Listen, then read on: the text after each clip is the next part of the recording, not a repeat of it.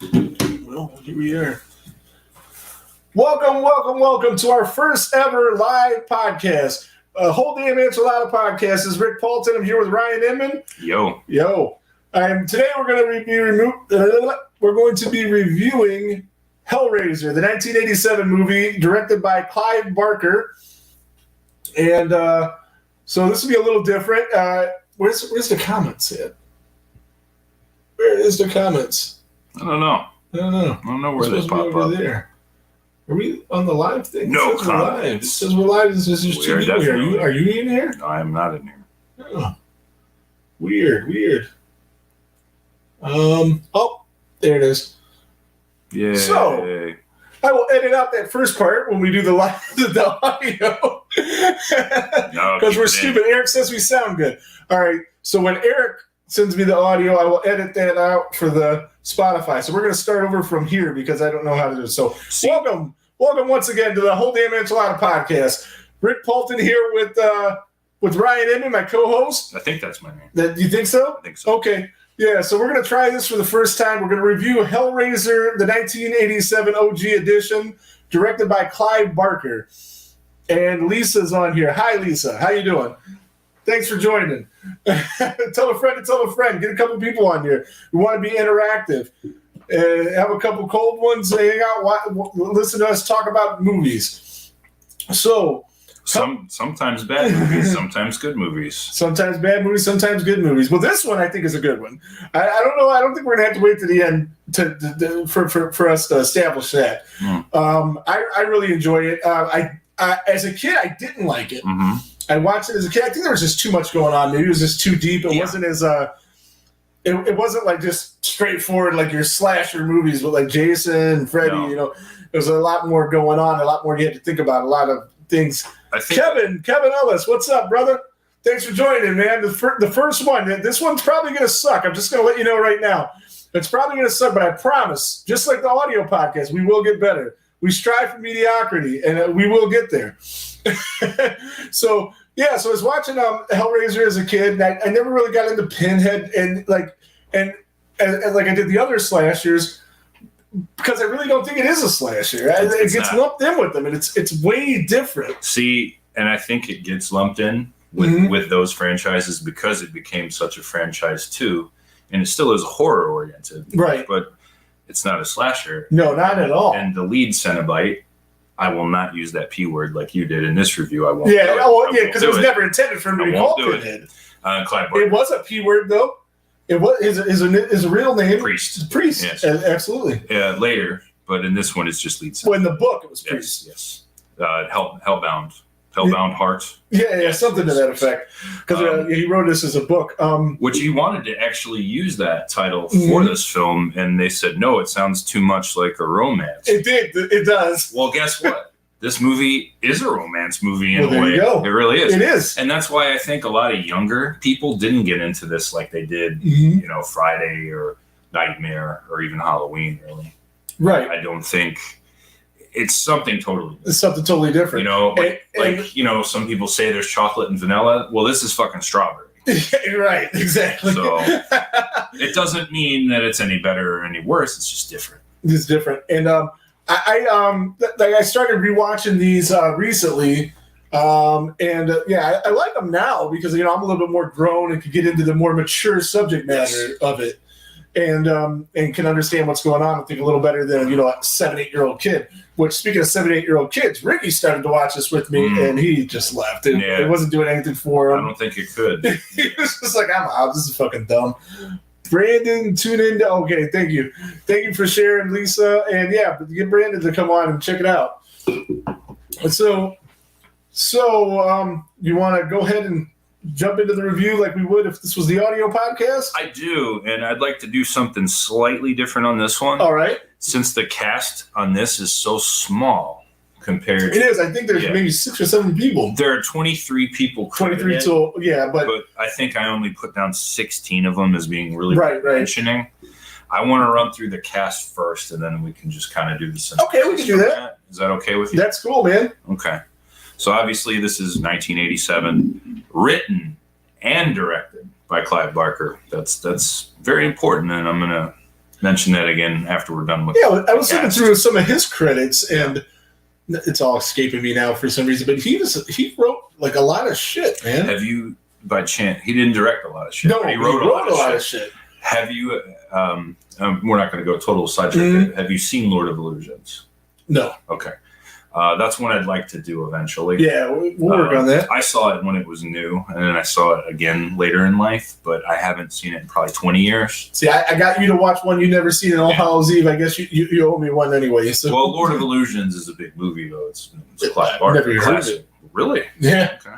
But I'm not a big Clive Barker guy. Okay. Again, I wasn't in the Hellraiser movies until probably this year. To be honest with you, I've seen them as kids, but I rewatched this year. When was the last time you saw this film, the original, before yesterday? Before recently. Oh, before yesterday. I've seen it about 5 times this year. Okay. I watched it this year too already. A mutual friend of ours, she had never seen it. Oh. And I think I told you this when we were talking about Final Girls in the first episode I did. Right. We talked about this a little bit. I had just watched it with her, I want to say that week. Okay. So it was already fresh in my mind. I did rewatch it today, though. Right on. When I took my notes and did all this, I've seen it probably 6 or 7 times in my life. Yeah. Definitely a sweet film, man. Definitely interesting. Definitely makes you think for sure. Yeah, we'll get to all that. But let's run through this cast. Oh, yeah, okay. I'm going to do this in order of the way they're credited. All right. Not appearance or speaking parts like I usually do, just the way they're credited. And honestly, out of this whole cast, the only name I know is Doug Bradley. So here we go. I know a couple. But well, first is Larry, played by Andrew Robinson, who is Kirsty's father. Right. And he was in Child's Play 3, right? I don't remember. Okay. I checked all this stuff out. I did a little research, and then in one ear, not the other. One of these guys were in Child's Play 3. I believe was him. You know who's in Child's Play 3, or should I say who's not in Child's Play 3? Me. If it's in a theater, I'm not going to be in there. Yeah, we need to do that one too. That's going to be a fun one. Oh my god. Yeah, it's going to be a fun one. Then we have Julia, played by Claire Higgins. Okay. Who there's going to be a lot to say about her. Okay. Then we have Frank. I'm sorry, I skipped Kirsty. Kirsty, the daughter. Played by Ashley Lawrence, who is our final girl. It was our final girl. Spoiler alert. Yeah. It's a 40-year-old movie. 35. If you're here listening about it, you've seen it. Then we have Frank, played by Sean Chapman. And I have a lot to say about him, too. And I was yesterday years old when I found out he doesn't speak a single line in this movie. That's what I was going to bring up, because they did this movie in England with English actors, but when they brought it here, I was pretty sure that I remembered this, but I wasn't 100% sure. That's why I hesitated to bring it up. But when they brought it here, they dubbed the English actors' voices because of the accents. They did. Some of them. Not all of them. Not all of them. Yeah, because, of course, Julia, yes, that's her real voice. They cast her. Yeah, I'm so glad that they did. Yeah. I'm so glad that they did. It actually... a British accent, especially on a lady, to me, it makes them sound so much more distinguished. That lady. Yes. It that lady, her part, it really added to it. Because she sounded so distinguished, like a high, classy lady, especially when she goes to, meet her first victim in that bar. She's all classy. We're getting way ahead here. We're jumping way ahead, but you see what I'm saying. But, yeah, Frank, played by Sean Chapman. Then we have the monster version of Frank, played by Oliver Smith. When he's not. Different guy. Totally different guy. Totally I didn't know that. Then we have Steve, Kirsty's boyfriend, played by Robert Hines. And then we have the 3 victims. The first one played by Anthony Allen. The second, the bald English guy? The first one. Yeah. Then the second one we only see for just a scene here. That's Leon Davis. And then the third victim, the one towards the end, Michael Cassidy. Yeah. Then we have our derelict, who doesn't speak a single word, but he is credited, and his name is Frank Baker. I don't remember who this is. The derelict. Oh, yeah, you do. Yeah. Eating the bugs in the pet shop. Yeah. Okay. Leave it at that. Yeah. Then we have the 2 moving men, who I love the scene with them. That's when I said 6 people in the movie, I eliminated all these guys in my head. No, I have to add these. No, that's okay. It's okay. The Moving Man number 1, played by Dave Atkins, and Moving Man number 2, played by Oliver Parker, who actually went on to be a film director himself. One of those movie guys was a fucking dickhead. This guy's paying him good money to move his shit in his house. He was disrespectful as hell, man. I would have to fuck that guy up. That was actually him. Was it the Oliver Parker? He was the guy? Okay. He actually went on to be a pretty prominent director. I don't want to get into all the work he's done, but if you look him up, you'll see the work he's done, and it's a pretty big workload. And then we have 4 more that are credited, and they are the lead Cenobite, played, of course, by Doug Bradley. The chattering Cenobite, played by Nicholas Vince. The Butterball Cenobite, played by Simon Bamford. And last but not least, the female Cenobite, played by Grace Kirby. And that's how she's credited, right? The female Cenobite. That's the way they're all credited. Right. That's their actual names in this movie. Some of them have nicknames, but those aren't the right names. There's a certain one that he used already. Yeah. I will not use it. I don't. You know what? I never liked that either. It just didn't fit him. It doesn't fit the character. It's not that I mean, even though the guy's got pins sticking out his fucking head, but it just sounds. He's so sophisticated. It makes you sound like a dumbass. Right. And that's what I always thought. Like this doesn't work for that guy. It doesn't work for me, brother. So that's our cast. Oh, and there's one more person, and he's uncredited. And he's the biggest, most famous actor in this movie. I missed something. He's been in many big movies, such as The Neverending Story, The Karate Kid, Labyrinth, Aliens, Predator, RoboCop, They Live, Goodfellas, you name it. No? Get the fuck out of here. Mm-hmm. I don't know. No, you don't know. No. His name is Brad Jacobowitz. It said that he's uncredited, and he's in all these 200 big movies as uncredited pedestrian in all of them, although I don't believe it. That's why I don't know. But it's on IMDb. Yeah, it's on the internet. It's got to be true. And this guy was a pro wrestler, and that is true. He really was a pro wrestler. He really was a pro wrestler, because I found photos of him in rings wrestling. Yeah.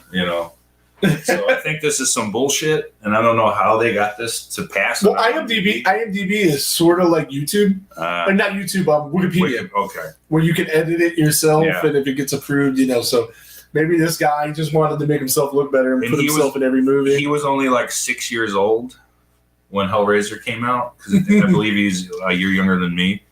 So if he was a pedestrian, where was there even pedestrian foot traffic in this fucking movie? I don't recall at all. Exactly. It's a very small cast. Very small cast. So anyway, let's get to the film. All right.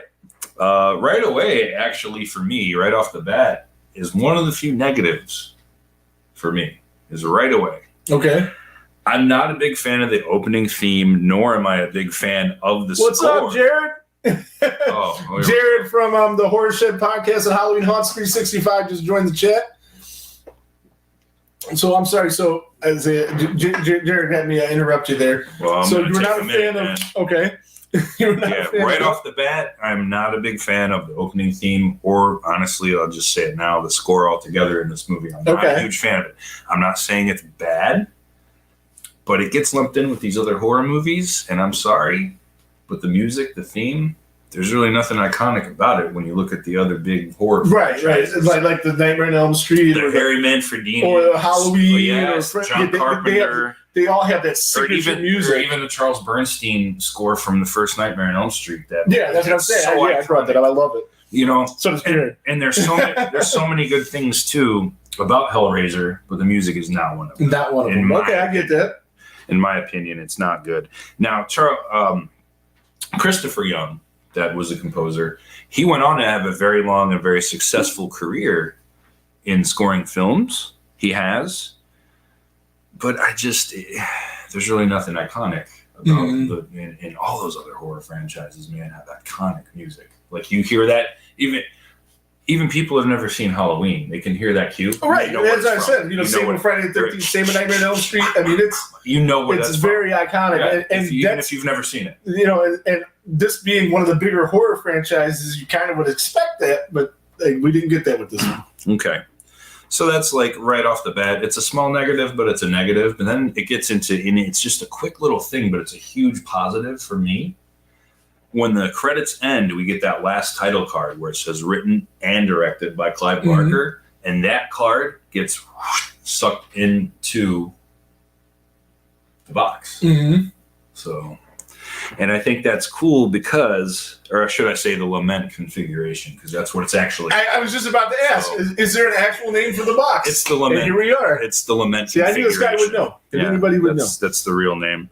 But I don't mind using puzzle blocks because they actually use the term in the movie. Yeah. I don't mind that, other than the other word I won't use in this review. If we do other Hellraisers later, I will use that word, but in this movie, I won't use that word.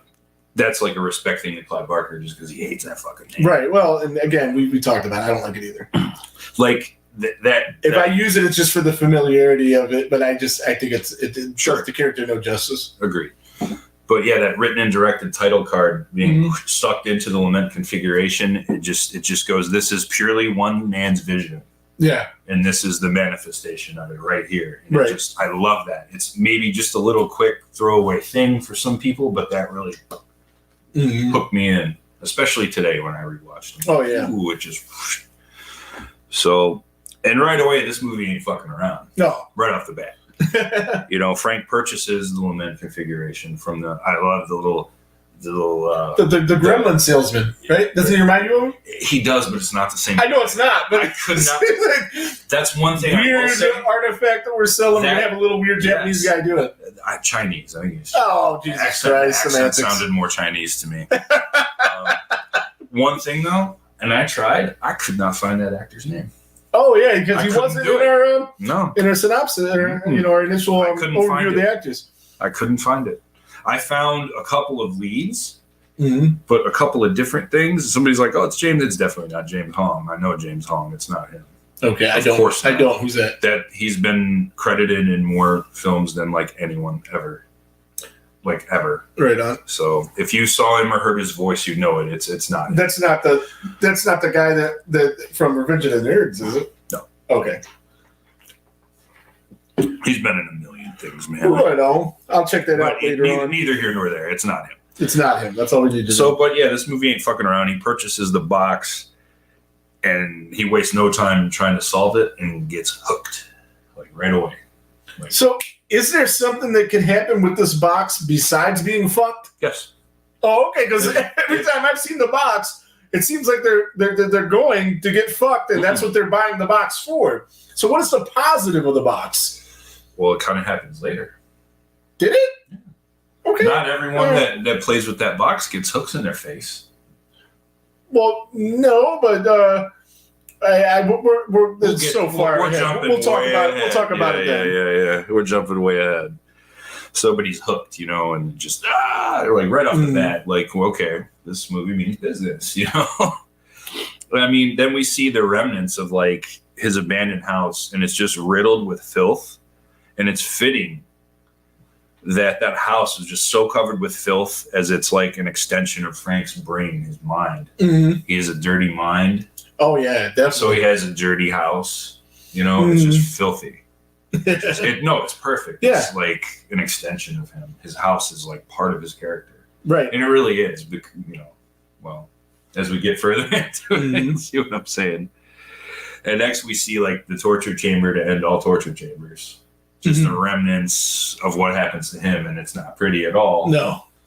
And we get a little sneak peek as a couple of the Cenobites come in, and the lead Cenobite, again, I'm using the P word, he resets the priest. Yes, the priest. That's cool. He resets the box, does his deal, and, poof, it all disappears because it's like in another dimension. Right. It's like a portal. That's the thing. The box itself is more of the portal to that dimension. Yeah, it's a key, right? That's exactly right. That's the best way to put it. It is, that's exactly what I wrote in my notes too. It's sort of a key to another dimension. That's like literally it. So then basically the movie begins, after this little lead up. We get to meet Larry and Julia, like right off the bat. Okay. And we see like their little chemistry here. So right away, or lack thereof. Yeah. Well, that's what I'm saying. But yeah, but I mean, obviously it was intentional. You wanted to see if there was some kind of a, like, he wanted her a lot more than she wanted him. Like he wasn't doing it for her. And that'll become a theme. Yeah, he wasn't doing it for her at all. I mean, probably a great guy for her to take care of her, but just like all women, they want something else. And, this guy. I mean, it's true. Right. The more fucked up I was, the better I did with ladies. Well, right away, for me anyway, I can tell Claire Higgins is a fantastic actress. Like, right away. Like, wow. And Claire Higgins, Julia, yes? Absolutely. Okay, yes. We already wrote that down. I know, but I forget things. I gotta fucking... She's just terrific, and she ends up stumbling upon some of Frank's old, like, remnants, his abandoned effects, like his Polaroid photos and his little dirty trinkets and stuff like that. But that's where we start to get the flashbacks with her, and then that's where it's established that, we don't have the flashback quite yet. No? It happens in a little bit. But that kind of opens her up. She's not happy with this home that her husband has taken her to. She doesn't like it, but then sees there's like an extension of Frank here. And all of a sudden, she's warmed up to the idea. That's true. That definitely happened. Right. She is not responsive to this place in the least, but then finds his little area and is just kind of enamored. And it's whatever. And then we also get a quick introduction to Kirsty with the little phone call that she makes. I found a place. You'd like this house. You'd like my place. You'd like my place. Or my room. I found a room. That's it. Yeah. And then after that, it just kind of, that scene ends. The movers pop in. But then it cuts away. And then we get to some people, listen, that might not mean much, but it's actually one of my favorite little scenes of the whole film. Is we see Kirsty walking along the like edge of like the water underneath, like on some tracks. Right. And just a shot of her looking up and seeing that. So much like, how do I want to say it? It's just very expressive to me. Like, without even saying a word, there's just so much expression in her face. And I really like the way that was shot. Some people don't pick up on things like that. I do. I don't know. I'm weird. I'm weird, man. Just like in Victim No More, the shot of Robbie walking along that fence line. Oh, yeah. I just thought that was so beautiful. And this is too, in a way, it's not pretty because there's not sunny. It's actually a drab and dreary day because they shot this thing. That's all there is. It rains every fucking day. There is no nice days in England. Yeah, but I just thought it was just really expressive, this shot. I just wanted to at least mention it. Then we get the scene of her, Kirsty, pronouns, pal, arriving at the house while the movers are there. And this is a very entertaining little scene. Yeah, it was. It's charming. Yeah. I love the goofy look on the face of like the heftier moving guy after the younger one makes the crack, and then Larry tells him that Kirsty's mother is dead. And the guy kind of looks like that, but the heftier mover guy who doesn't say a word just looks at him like, I just love the look on the guy's face. Then here's where the flashback. Oh, okay. And this is where we get to establish the connection with Frank Julia. and Julia. Yes. She starts reminiscing about her affair, because that's basically what it was. Yeah. With Frank. Frank, who is Larry's brother. Mm-hmm. Kirsty's uncle. And she is very clearly in love with Frank. This isn't lust for her. She is in love with him. Like, clearly. Can't say the same from the other direction. But again, we'll get to that as we go. She is clearly heartbroken that he has disappeared. Yeah. And is just clinging on to everything. Well, this is the way a lot of women are like that, though. They want the guy that's so fucking worse for them, and they wrap their whole self around them. And that guy, don't really care about what's going on with them at all. But that's just the way it works in life.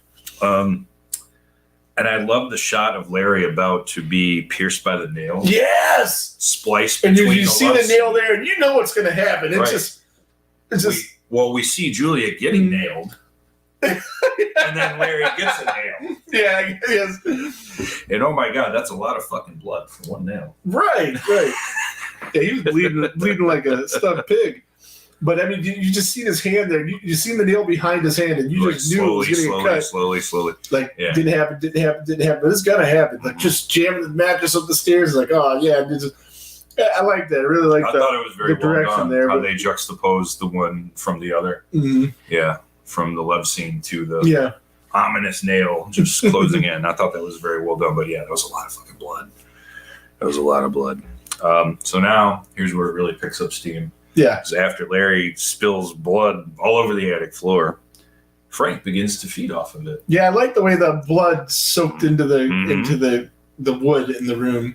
Somehow from another dimension, he begins to reemerge, and I thought the effects here were very good. The makeup was really good. Yeah. I want to throw this out there. Very cool. It's all practical effects here. The special effects makeup crew is so enormous though in this film that I'm not even going to spare naming them all. Yeah. I think there were 19 people in this crew, and I can see why, because it was a lot of work. Especially this particular scene, I think it probably had the most effects work in it. Right. Because it's just so much gore and then just. Yeah, no, the makeup and effects, especially early on in the movie, was really good. Towards the end of the movie, I read somewhere that they ran out of money and had to do some stuff kind of cheap, and I wasn't affected by that. It didn't hurt anything. But the parts where they did have money, they really did kick ass. Yep. Well, then we get the shortest and most pointless dinner party of all time. Not a highlight, but we do get to meet Kirsty's boyfriend, Steve, whatever. I mean, yeah, this character is just there. He's just there. Like, anything to say about Steve? No. Okay, moving on. Julia then discovers that Frank has re-entered the world and needs her help via bringing him more human blood. Yes. Very interesting. And she's so enamored with him that she's gonna do whatever the fuck he wants. She's whatever he says. Enamored. She's in love with him. Yeah, it's not in love. I don't think. I think it's above that. It's like okay. I'm just like Frank is her existence. It's unhealthy as fuck, man. You know, like to be that way about anybody. It's unhealthy, but she does truly love him. I think so. I do. I think, and that's why I actually consider this to be like a romance, gothic horror movie. I really do. That's exactly what it is, yeah. And a bit of a thriller as well, I guess. But yeah, she needs, to get him the blood. Then we actually have a little scene and we get the first glimpse of the mysterious derelict. As Kirsty and Steve are walking. And she has that guy had more than one scene? Hit 3. Oh, wow. 3 scenes. I only remember the bug eating scene. This was the first one. He's just kind of peeking through the door at them as they're walking by right before they go down the steps and make out the whole thing. Yeah, he's peeking through the door. She sees him. And they make eye contact, but that's it. He never says a word. This is the scene where she has a funky little like Debbie Gibson 1985 hat on. It's so random. But yeah, and it just I don't know. It seems like he may be stalking her, this guy, but we don't know yet. We don't know too much. Then we get, which I think is probably the strangest scene in this whole movie, and it's her dream sequence. She has the nightmare where everything's all white and like the feathers. She's like has feathers on her or something, and sees the white sheet and it slowly turns red, and she pulls it. And that's one thing, but the thing that always was really weird to me about that scene, we hear like a random baby crying in the background. And I still, to this day, I try to look for hidden meanings and things. Yeah. I don't know what that means. I don't know if I noticed. I can't, If I notice, I mean, I just probably just dismiss it. It's quite apparent. Yeah, I'm sure. There's a baby crying. But on my most recent watch, this movie was last night, and I got like 8 things going on. That's cool. Might have missed it. Yeah, but there's just this the sound of a baby crying in the background. And I just can't put my finger on what that means. That would actually be, if I could have like a few questions for Clive Barker, that would be one of them. Like, where are we going with that? Because I don't get it. A lot of other things are kind of like undertony in this. I kind of get it. That aren't like obvious. Right. Yeah. This is definitely deep for a horror movie. It is. It is. You can't just have this on in the background. But also at the same time, it's not too deep. Where it's a super turn off either. Because some of these movies, they get a little too into their self and it just fucking loses people. Yeah. Well, and I don't think we had that here. I think there was a lot of hidden meaning, a lot of depth, and a lot of things you had to think about, but you didn't have to think like too much. It just That baby crying though just gets to me because it's. I'm gonna have to watch this again. Yeah. To pay attention to that and see if I can come up with some kind of a theory on it. And here's the thing though, that's not the first time we hear a random baby crying too in this movie. It happens again later. Mm-hmm. Do you remember when? No, I don't remember any random baby crying. All right, well, we'll get to it.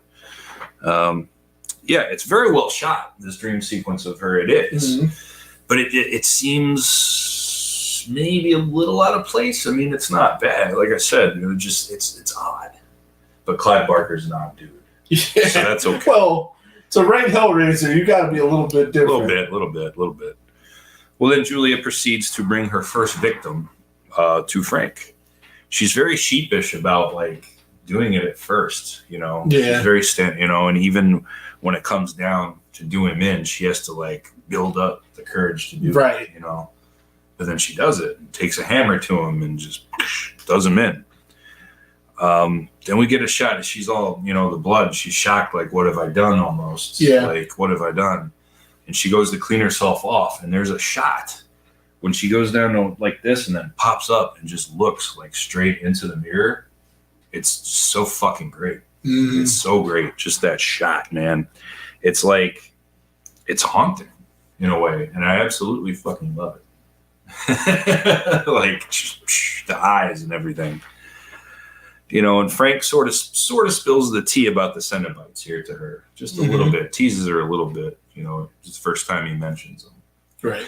Doesn't really give the whole story, but spills the tea, and it's here where we first can really see that Julia truly loves Frank. Like, we're getting hints of it, but now we know it is, because look what she's willing to do for this guy now, who's not even a guy. Well, it's kind of like the relationship between a pimp and a hooker, man. I mean, it really is. A pimp will get a hooker to do just about anything in the world. Yeah, I mean, they'll live and die for that guy. We'd already, or at least I, anyway, at this point, already thought, that she was definitely in love with him. But this is like cements it. But it also, to me, starts to cement the fact that Frank does not love her. He's just using her. Right. And that's where the pimp side of the pimp and hooker relationship. I mean, I wouldn't go that way with it. It's, I get the analogy, but there's something deeper there. I mean, I think he does like her. I think he just knows that she'll do whatever he wants. That's true. Well, he needs her at this point. He needs anyone at this point because he's fucked. Mm-hmm. So either way, he has her completely under his power. Right. Which is nuts because, again, he's not even a guy at this point. He's just like flesh, just reforming. Next, we get the second appearance of the mystery derelict. Mm-hmm. And this is when he shows up at Kirsty's work. She's working a pet shop. Yeah, this is the one I actually remember. Yeah, because this is pretty wild. And he proceeds to eat a handful of bugs. I think it's crickets. Yeah, because he was working at a pet store. Yeah. They use crickets to feed. Yeah. And then she promptly asks him to leave and throws him out, and he leaves. And then Steve shows up for no real reason at all. Mm-hmm. But that's kind of the theme with poor Steve. Julia then does in her second victim for Frank right after this. And after that, we actually get a shot of her sipping a post-murder like cocktail on the couch. And she has this expression on her face, and all of a sudden she cracks just this subtle little evil grin. Like she's starting to get off on this. Mm-hmm. And it's pretty fucking crazy, man. And just what an actress too. Like she doesn't even have to say a word. Yeah, just that facial expression is just wow. As far as acting wise, she's the highlight of the movie. She's definitely by far the best actor. Yeah, for sure. Yeah, there's no. Yeah, she's getting off. It's not even comparable. Then Frank is becoming a bit more human now, and he gives us more of the story on the Cenobites at this point, and we realize just how brutal his experiences were in that other dimension. Mm-hmm. Like we saw like the aftermath of it at the beginning, when we saw it, like the aftermath, but now he's explaining like the whole mythology of the thing, and it's just really come into light. Mm-hmm. Larry tries to get physical with Julia and tries to, make his little sexual advances to his wife, and at this point she's so far fucking gone that she can't even fake it anymore. Yeah. She can't even fake it with her own husband. She's just, nah. And then basically the third act is about to begin now because Julia brings her third victim. But this time Kirsty sees her bringing the third man in. And at this time, Frank is now strong enough to kind of take care of the guy himself. She just brings him up there. Right. And just one thing, we didn't really talk about it, but Christy and Julia, they don't really have a good relationship at all. I think she's, forever thought that this guy's not right for her dad. That her dad can definitely do better. And the chemistry there is so bad that it's good. Yeah, exactly. It is. You can tell because like they don't really even dive into that so much. Like it's apparent though. Yeah, it's very apparent. There's definitely animosity between both of them towards each other. It's pretty mutual. And the dad, credit to him, tries to smooth it over. He's "I'll be nice." He's trying. But I mean, you could just tell though, they're both strong characters, and he's not one. He's not going to mend that fence or build that bridge. It's just not going to happen. So, but yeah, Frank now finishes this third victim off, himself. Kirsty enters and she sees a ghastly sight. She sees this guy basically life draining out of him. And then boom, here's Uncle Frank, like all fucked up. Yeah, so she's all fucked. And she ends up in the mental hospital right after this, right? Well, yeah, it's pretty cool here. She sees the lament configuration puzzle box, takes it, throws it out the window, much to Frank's horror, because he's like, no, because as long as he had possession of it, he knew nobody else could open it, and bring the Cenobites. Right, but now he's lost. Which I didn't really get that. I just thought I didn't get that. I swear to God, until you just said it. That was the reason behind it. That's why he's so terrified. I just thought he just wanted that power around him, which he did. But I mean, for a reason. And, but he needs to keep his eye on it too. Yeah. Because that portal. And I love how when she ran out of the house, she had the inkling, the wherewithal within herself to know that I don't know what the fuck this is, but I know he wants us really bad, and he grabbed it as she ran. Yeah, it's just good foresight on her part. Yeah, because if he's that bent out of shape and that sideways about losing this thing matters. This needs to come with me. Yeah. So, and she runs off with it and passes out and does wake up in the hospital. And now the shit is really about to go down because we know what's coming. Yes. She begins to play around with the box, and it's almost like childlike expressions on her face when she's playing with it. It's all cute. And then, boom, she solves the goddamn thing. What the fuck? The portal to the other dimension opens up. We hear the same sound of the baby crying. This is where it comes in, when that hallway. Man, you know what? I vaguely do remember that now that you mentioned it. And yeah, here come the Cenobites in an absolutely iconic scene. Absolutely iconic. Like, if you were to just take scenes from horror history, this is way up there. It is. This is their first real scene where they actually talk. Well, two of them do anyway. Just absolutely epic all around. So many legendary quotes. Just it's no tears, it's a waste of good suffering. That's my personal favorite. There's so many of them, but basically by the end, we don't need to go through every little thing. Everybody's seen this scene. If you're watching this, you've seen this movie, and you've probably seen this scene so many times. Sampled in death metal band, Yeah. But yeah, at the end, Kirsty decides to rat out Frank to save herself, which I can't blame her. She wasn't, she didn't know what this thing was. Yeah, he did. He knew what he was getting into, at least somewhat. Right. So this is the second time where it's solved, and I think that they're still. I mean, their intentions are to fuck her because she didn't win. So. But they didn't put hooks right in her face either. Not right away. Well, remember though, the box was Frank's. It was always yours. Yeah. Right. Not always hers. Always yours. What's your pleasure, Mr. Cotton? Yeah. And we'll get back to that guy, too. So anyway, meanwhile, Frank has now convinced Julia at this time it's time to kill Larry. Yeah. He needs the skin. He needs a shell. Like the inside is there. Yeah. Like the peanut butter is there. But he needs the chocolate for his Reese's cup. Yeah, absolutely. So, yeah, he needs to do that. And obviously, between Kirsty returning to the home and that scene, it happened. is. Mm-hmm. And I'm kind of glad, like, it isn't gratuitous. It doesn't need to be. Oh, no. You know, because it actually helps. It's better than it is. It's a good slow burn with her. Because we know what's going on, right. and it's very clear. Yes. They make it very clear with the little blood behind its ears that, you know, what happened. See, I have an argument on that, though, because some people are like, oh, it's so obvious because he has the blood and, you know, everything in there. But it's not obvious to her. But it's not obvious to us even, really, if you think about it, because by the end of his story telling him I had to kill him, maybe it's Frank's blood from him killing him. No, because of where it was. I guess so. Okay. I don't know. But again, it wasn't obvious to her that that's what happened because she couldn't see that at that point. But you knew right away. I did anyway. Mm-hmm. But anyway, she returns to the house and to sell Frank out, basically. You know, good for her in this scenario. And she realizes finally her father's been done. Mm-hmm. You know, Frank is now looks like her dad.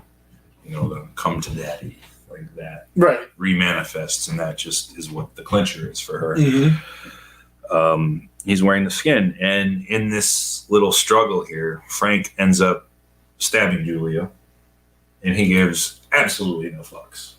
Yeah, he did it on purpose, didn't he? Well, she was holding Kirsty, and she slipped. And I think he kind of did it on purpose. I think he's like, fuck her. I mean, I don't know why he would. Whether he did or why. Well, to feed more, and he did the thing with his deal in his neck and fed off her like he did the other three victims.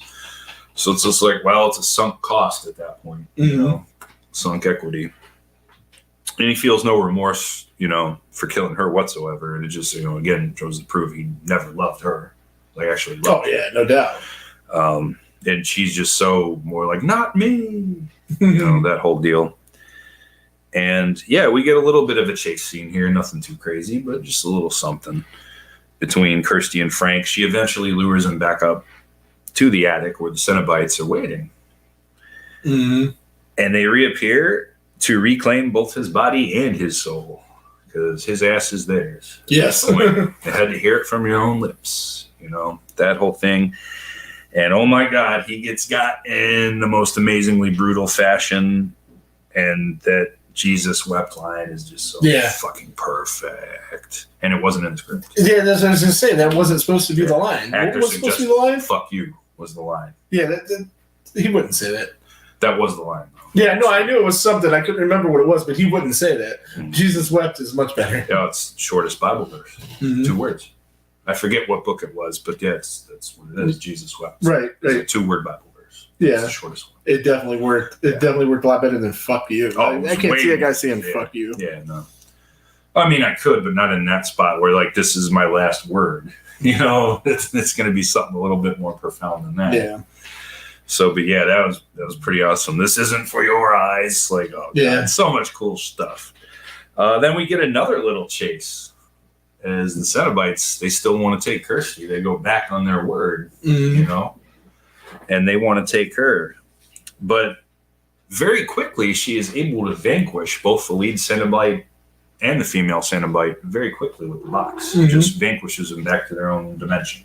You know, she doesn't kill them. Yeah, they're just gone out of the dimension. Because I don't think you can kill them. And after they're already gone, the 2 most ominous ones, because they're the only 2 that speak.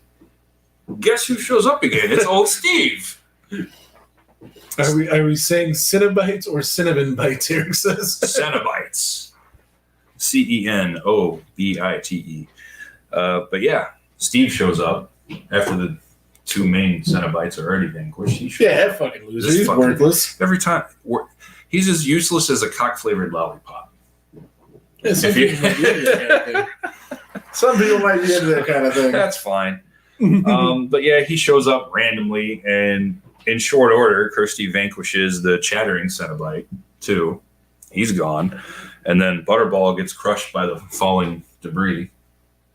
And I forgot to mention his name when she originally opened up the portal. The engineer, that's his name. That one, he comes back at the end and tries to fight over the lament configuration with her. They're fumbling for it. She gets it, and then vanquishes him as well.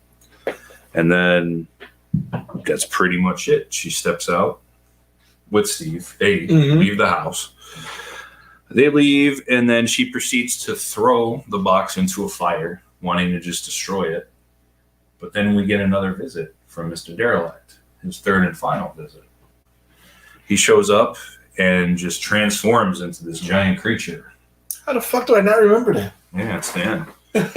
He transforms into this giant 30-foot tall creature type deal, takes the box, repossesses it, and then whoosh, the box goes back onto the table in the original shop. I remember that. And what's your pleasure, sir? Right, I remember that. The movie's over. How the fuck do I not remember the fucking guy doing that? I swear I don't remember that. And how many times have you seen this thing? Like 5 this year. Oh, yeah. He turns into a giant creature. I believe it. It's the Derelict. It sounds like, yeah. I remember the box and it appearing back on the guy's thing. I kind of remember. Yeah. After she throws it into the fire, he comes back and turns into this thing and takes it and just, there it goes. So he's like the keeper of the box, which is why he's been, I guess, stalking her this whole time, because I guess he knew she'd end up with it. So. Oh, okay, yeah. So that's why the guy keeps appearing. Right. So you can get the box back. So that's the end of the movie, man. You have anything to add before we do top fives? No, not really. We covered everything there. Again, not your traditional slasher movie, and that's why I did not like it as a kid. Mm-hmm. Because there was just so much more involved with it. It was so much deeper, and I like it a lot now.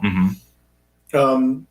Good stuff. Yeah, definitely good stuff. I look forward to reviewing the 2019-20, whatever one just came out. 22. Just last year? Yeah, I want to see that. I've seen 1, I've seen 2, I think I've seen 3, and I think that's where I stopped. So I haven't seen all of them. I think I've gotten to 5 or 6. Right. Yeah, there's a lot of them. I think there are 10. Wow. I think there are 10. Don't quote me. Most of these are available free on Tubi, guys. Tubi is your friend for the horror movies, for sure. So, top 5? Yeah, go ahead with your top 5. My top 5 favorite things about Hellraiser 1987. Number 5 is Kirsty as a final girl. Mm-hmm. I don't think she gets a lot of credit. In our final girl episode, we talked about that. Yeah, we did. I brought her up because she deals with a lot more than most people. She's an honorable mention for sure. She's not the best ever, but I think she needs to be talked about. Yeah, because she does reappear in the sequel as well. Yeah, and we'll do that eventually. Yeah, because of course we will. There he is, running. There's our third man. He's the third man. So yeah, Kirsty Cotton as a final girl is number 5 for me because I think she's vastly underrated. Number 4, or actually not just the one, all of them. The flashback scenes between Frank and Julia, I think, are excellent. It was very needed. Those two actors have outstanding chemistry on screen together. Yes, they do. They do in more ways than one.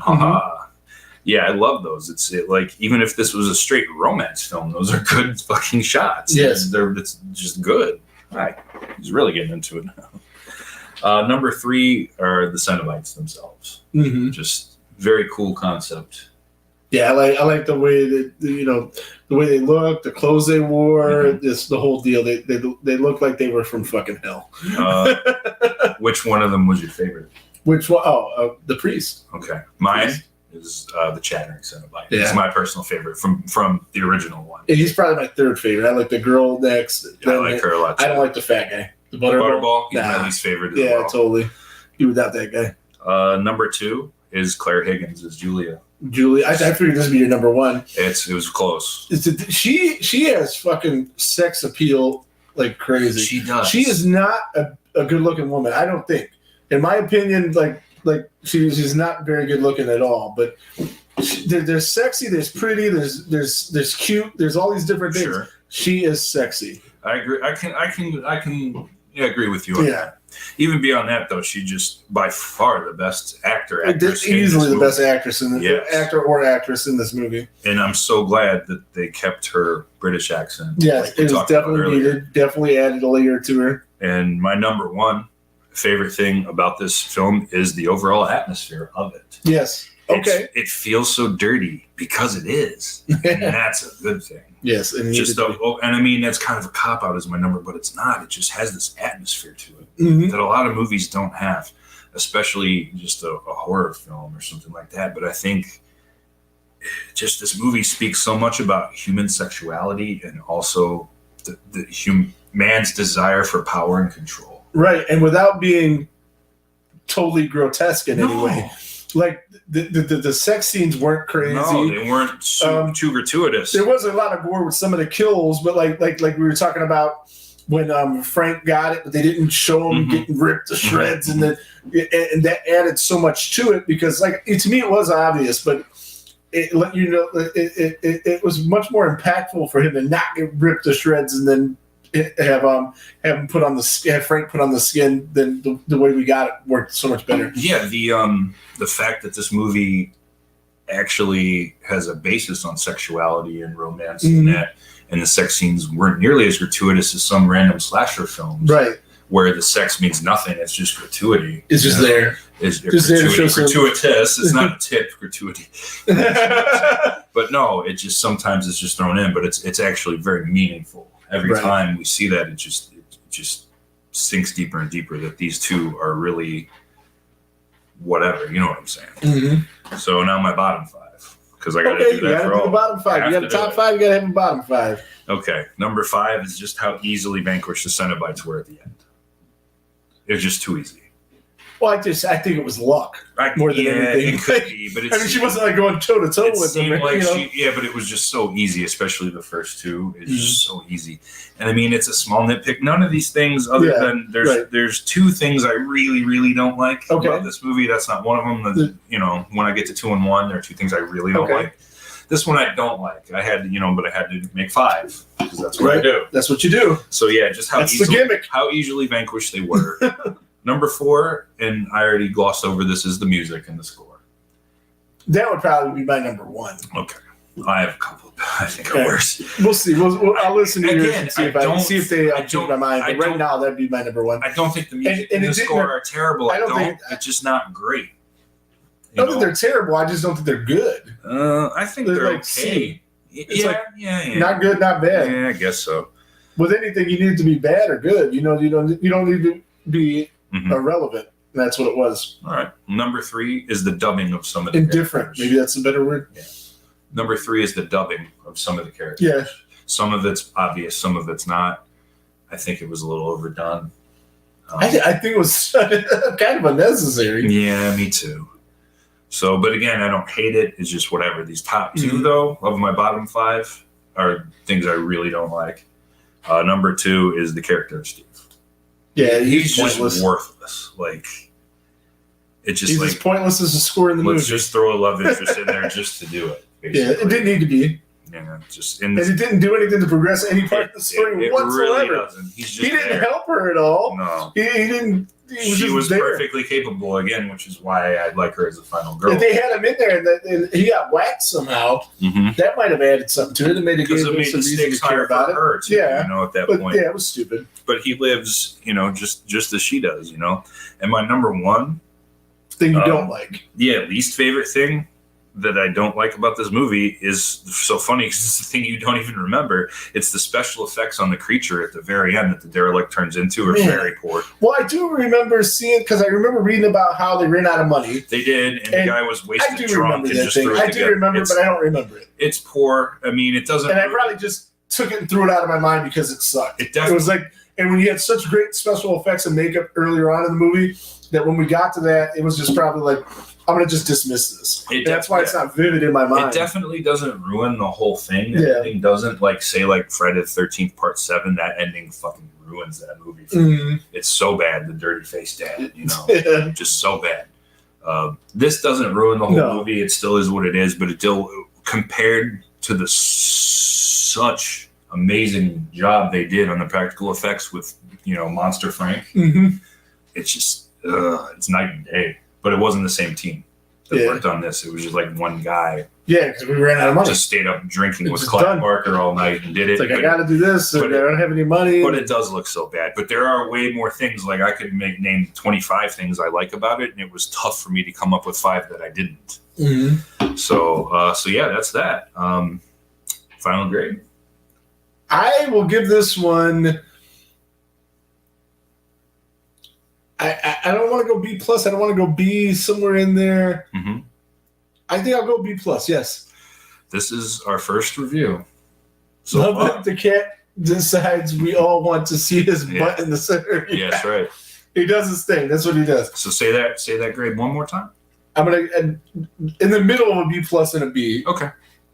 So, like real close. If I gotta pick one, I'm going B plus. Okay. I'm going B plus. This is the first review that we've ever done where I'm going to grade a film higher than you. Oh, nice! This is the first A that any film's got that we got from either of us. Am I correct? No. What got an A? You gave part 5 to me. Oh, of course. Yeah, of course. I gave it a B. Hellraiser, 1987, Clive Barker, A minus. A minus. So not even the whole A. So we still got that out there. We're gonna find one that has the whole A. That's gonna be hard. They're out there. There's some we have kind of. See, I picked this one for us to review tonight because I was actually talking about this with other people. Nice. We kind of have a roadmap that leads us down. Obviously we're gonna do all the Fridays, all the 9 years. And Halloween, we have the Carpenter thing coming up, so that ties in. I didn't really see anything on our roadmap that would lead us to this. Yeah. So we just had to throw jump in because we don't have any good ideas. So that's why I picked this. And for our first video, I wanted it to be a movie that I didn't necessarily know how much you liked it or didn't, but I knew you wouldn't hate it. Yeah. Yeah, of course. So at least for this first video, I didn't want to just absolutely destroy something for an hour. Well, there's some more movies down the road that I'm going to be doing that too, and some that you might You're not definitely be much more critical than me. That's for sure. Which is why it was a big deal that I gave a movie a higher grade than you. Yeah, it's an A minus, and I like it a lot. Yeah, I like it. It's good shit. Good shit. I like it a lot. I like it not as well as I do the first entry in some other horror franchises, but I do like it. It's up there. It's up there. So and the first is almost always the best. Almost. Can you think of an example where the sequel is better? Yes. Yeah. All right. We'll get into that another time, probably. I can name. Does it have to be part 2, or any sequel is better than the first? We'll go. Yeah, 2. It has to be part 2. It has to be part 2. Wow. A lot of people will say Friday. Yeah, I do. I don't. I do. You know that, though. They're both, though. For me, with the Fridays, it's 1, 2, and 5. And I'll just one day, or depending on my mood. That's true. It is, yeah. So, and we already know then, just based on that, and I won't spoil anything directly, but there will be a couple of movies in that franchise that I grade higher than you do too. Yeah. So, but a lot of them, probably most of them, I'll grade lower than you. Yeah. But there are a couple I'm definitely gonna grade higher. 3 off the top of my head, not part 3. 3 entries. Yes. So, but yeah, that's Hellraiser. That's Hellraiser, and this has been our first live video podcast. We are going to still put this on the Spotify, do the audio and everything like that. So those of you that like to listen like that will still be able to. So subscribe to the YouTube. Most of you already subscribed to the page. Next week, we are going to finally give away that Ken Kersinger pick. Yeah. I said I was going to do it when I got to 40 subs on Spotify. I'm at 35. I said if I got this many of this, and that never happened. I want to get rid of the fucking thing. He's my least favorite Jason. He's Ryan's least favorite Jason. We don't even like the guy. That's probably why it's so hard to give it away, because you guys probably don't even like him. Not on a personal level. I'm sure he's a nice guy. I'm sure he uses his left and right turn signal. He's a gentleman and a scholar. Who walks old ladies across the street, all that good helps stuff. them with their groceries. But if any of you do want a signed, certified picture of an actor that played Jason in a movie, we have one. We're going to give it away next week. Brian Emmenizer, South Jersey Jason, he's going to be on the show. We're going to do a ranking of the top 13 not final girls in the Friday movies. Can I expand on that real quick? Sure. If you listened to our Final Girl episode, obviously there were 12 names in that. It's any other female character from the franchise that wasn't on that list. Yeah, they can't be on that list. And this, I just have to throw this out there because some people just think, oh, it's a hot chick list. No, this isn't a list based purely on looks. You can factor that in. That will be factored in. There's much more to it. Yeah, you can factor that in. Likability, acting ability, how they progress the movie, all of these things. It's everything. It's the whole package. They might get a higher score if they looked like they were going to be the final girl and then wasn't, or just Yes. What impact they had on that film. Mm-hmm. It's the whole damn enchilada. Oh my God, he said the thing on the thing. The thing. So, and this will, like, if there were 13 girls in one movie, you could use one movie. It doesn't have to be, like, whatever it is. Mm-hmm. And we picked 13, of course, because Friday the 13th.